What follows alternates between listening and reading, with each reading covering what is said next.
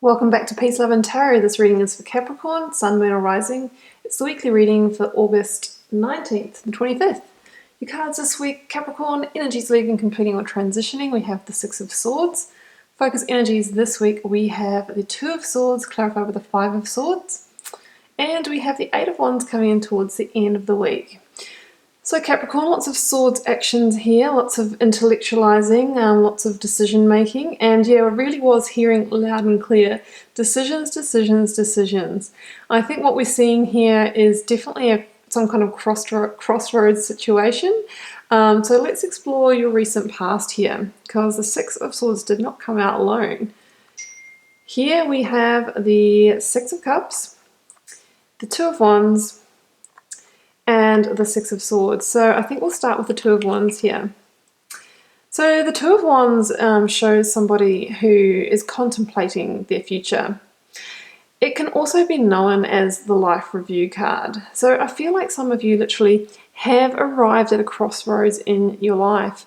I think a lot of you are at a place where you are seeking greater fulfillment, joy, satisfaction, and alignment with aspects of your life.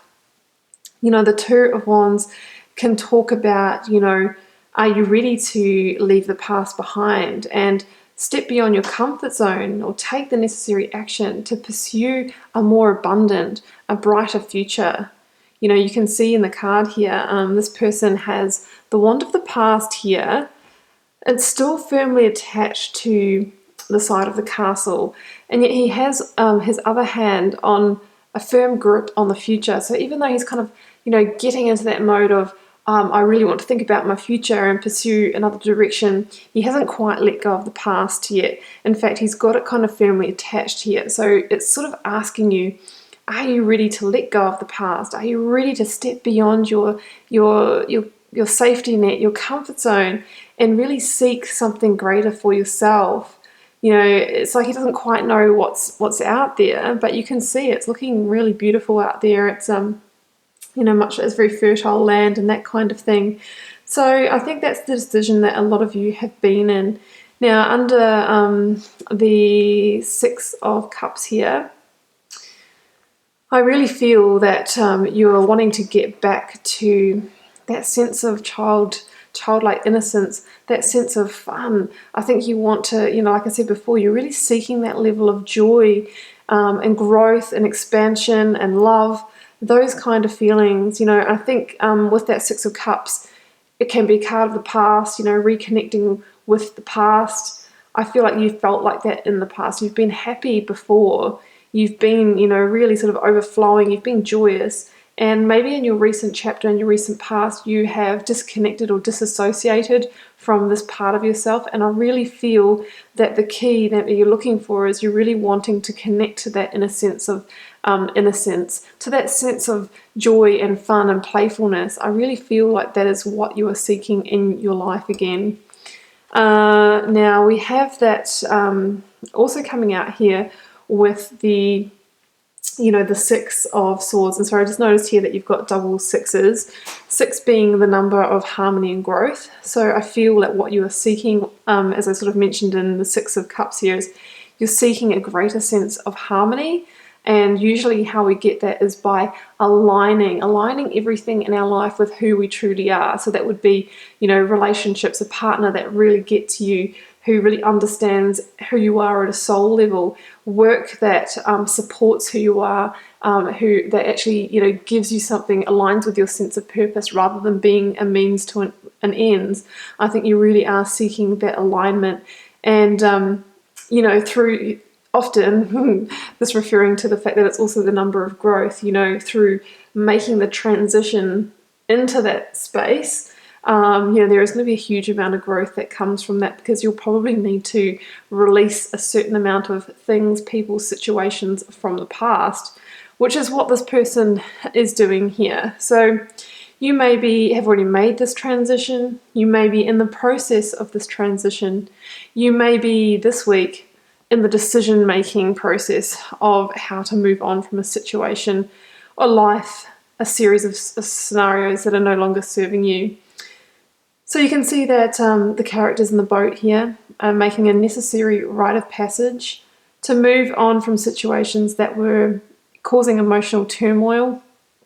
There might have been anger, there might have been upset, there could have been challenging situations. And they have decided, even with a heavy heart, because there's often pain associated with letting go and moving on, they have decided to sail into the calmer waters, And the reminder with the Six of Swords is, if possible, to, try and leave the baggage in the past and not bring it with you on your new journey. We see the Six Swords here, so it's almost like the pain, the hurts, this person's bringing that in the boat with them. If possible, we do want to try and resolve that and leave those swords on the shore so that we can sail into our new direction with a light load and with the space for the things that you truly deserve and desire to come in for you. All right, so this week we have the Two of Swords clarified with the Five of Swords. So I feel like this week is all about the height of the decision-making process for you. You're really, really trying to decide which part of the shoreline to land this boat on. There might be many options. You might not really know yet exactly where you want to go, but you're really starting that inquiry process, really thinking about weighing up your options. They might seem quite similar at this stage. You might feel a bit blinded as to what to do. But once you start that inquiry process, slowly over time, it will start to become clear to you. You might need to really do some pros and cons list to really deeply think about how each option will unfold into the future, how it will change your life, how it will align with who you are. And the key with the Two of Swords is really tuning into your intuition, as represented by the moon here, and into your heart space, which may have been blocked for a period of time. You really need to sort of open that up and make your decisions from a place of intuition from your heart, as well as a place of logic and intellectual thinking, which the sword suit does represent. And we also have that clarified here with the Five of Swords, which is interesting. So a couple of meanings with the Five of Swords here. It can mean that you might be surrounded by some sense of conflict as you're trying to make this decision. Maybe through making this decision, there's going to be another party that's not happy about it. And, that's sometimes inevitable when you're making a decision to move on from something. Sometimes there is somebody that will experience hurt out of that. But you need to make the right decision for you, because this is all about you coming into the place that you're happy and that you're joyous.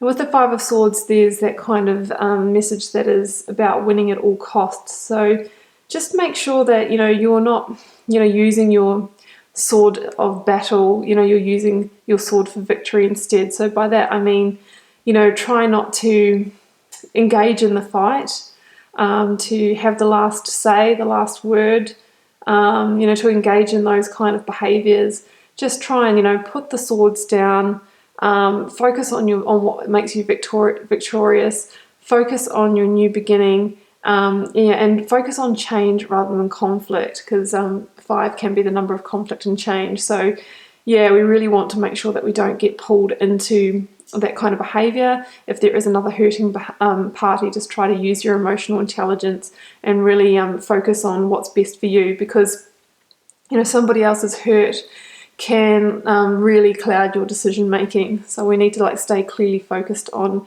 what you truly want.